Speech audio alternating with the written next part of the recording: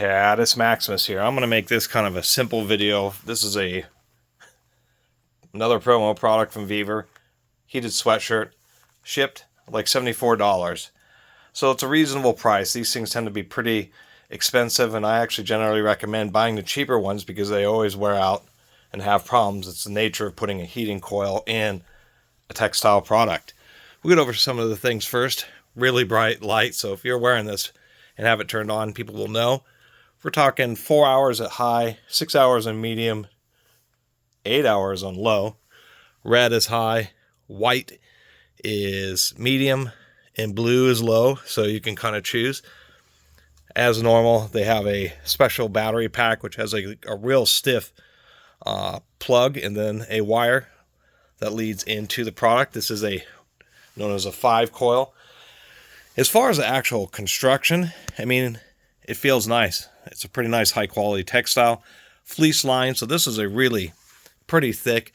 The sizing is good, but if you're just wearing like a thin sleeve shirt, if you're somebody who's 6 foot who normally wears a large or an extra large, and you want to wear one of these like over a sweater, you're going to have to get a size up. The sizing is good, but I don't think it has a lot of thickness in bulk, just because it's a double layer, a thick cotton layer with the fleece lining. And for $75, you are getting like a halfway decent power bank. That is a 16,000 milliamp hour. I wonder if we can... God, my camera just will not focus on stuff anymore. And they're being honest. I want to show 16,000 milliamp hours at 3.7 volts or 8,000 milliamp hours at its 7.4 volts output. So they are being honest, and I will give it some credit. It has Qualcomm chip quick charge 18 watt compatible USB-A as well as USB-C. USB-C is in and out, so you both charge and can charge things from it. And I wanted to give them a little bit of credit for this aspect, because when you're charging or discharging, you have the display, which I thought was cool. But if you press the button again, I thought this is something that isn't common on these power banks, is it'll display output amperage, and if you're charging, it'll display input amperage, so you can tell if you have a bad cable that's charging slowly, as well as the voltage. So I thought that was kind of neat. It does charge at 9 volts, so it charges in probably a couple hours, 2.5 hours, are pretty reasonable. I guess the biggest negative is the battery just sits in one of these kind of smallish front pockets, and if you're being active or something, the battery does kind of want to fall out. I wish this pocket zipped up, or they had like a secondary elastic pocket inside to tuck the battery into so that it wouldn't be less likely to slip out.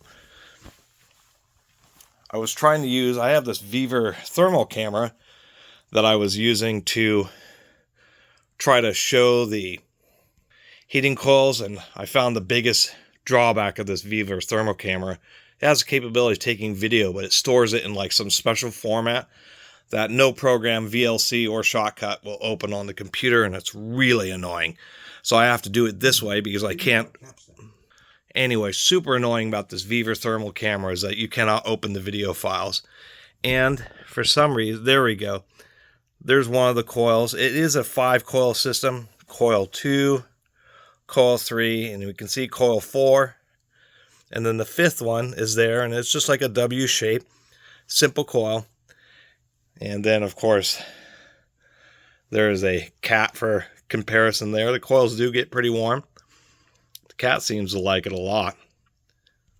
If I flip it over, we can see the effect of the thicker outer layer because it's really diffuses. It does attempt to keep a lot of the heat against your skin, or against I believe the coils are actually attached to the fleece layer, which is smart. Now, as I just showed, 7.4 volts times 1.7 amps is about 12.5 watts. So each coil is only a 2 watt coil. Not a lot of power. They have to be careful for fire hazard. These are nowhere near as strong as, say, electric hot pads or heated blankets. But we'll provide a little bit of extra heat. Now, the other thing about the coils is if you wash these often or are rough on them, they break. That's just the nature of them. So I do generally recommend getting the cheaper ones, just because if they're going to fail, might as well have a cheaper one fail. in the same amount of time that those $200 or even $300 units are going. The other secret is you actually get a big jacket. Like in my case, I got the large. That way it's just the right size, but a little bit tighter fitting. And then I put like a windbreaker or the shell. Lots of winter jackets have a zip out lining. You pull out the lining, you put a windbreaker over it, and then this ends up being quote unquote like the sweater. Then you have a layer on the outside of it that really traps the heat and that dramatically improves the performance of these. And outright, it's actually not bad just because of how thick it is. I mean, to tell you the truth, as a textile, I bet Vevor could probably sell these for $30 or so if they didn't have the heating coil, if it wasn't electric, without the power pack. And it would actually be a halfway decent fleece. It's actually pretty heavy, great as a jacket. They have two versions. They have pullover versions and zip-up versions. Definitely go for the zip-up version. And in case of people are wondering, another thing is if you're going to wash this, since it's half cotton, you're still going to run the risk of shrinkage. So that's the biggest deal, is really getting a size larger than you think you need, because then it can be worn over clothing and dealing with any potential shrinkage. I will say that besides the sizing being proper, that even the arms, they actually stay on your wrist. If you stretch your arms out, they're not, a lot of these, their arms are a little bit too short. I think they're just right here. So not a lot else to say about this thing. Besides, they are handy. They do work in the winters, and if you wear them a lot, they are the kind of thing where those, they're just simple wires. I think they're carbon or maybe a steel wire wrapped with fine copper wire to help prevent it from fatiguing too much. But they'll eventually fail. I mean, that's just the nature of flexing around a heating coil. Just like electric hot pads and electric blankets, you use them a bunch, eventually the coils have issues.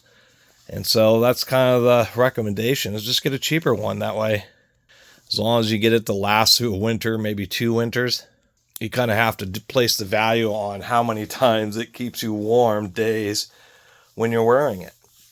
If you can get 75 days out of this thing, then that's $1 a day, which is really not a bad price, especially considering that they are giving you a halfway decent power bank, to tell you the truth. That is a difference in price. More expensive ones will have bigger power banks, but nonetheless, that's actually a halfway decent value, especially because it does display the volts and amps, which I think is kind of cool. Anyway, thanks for watching.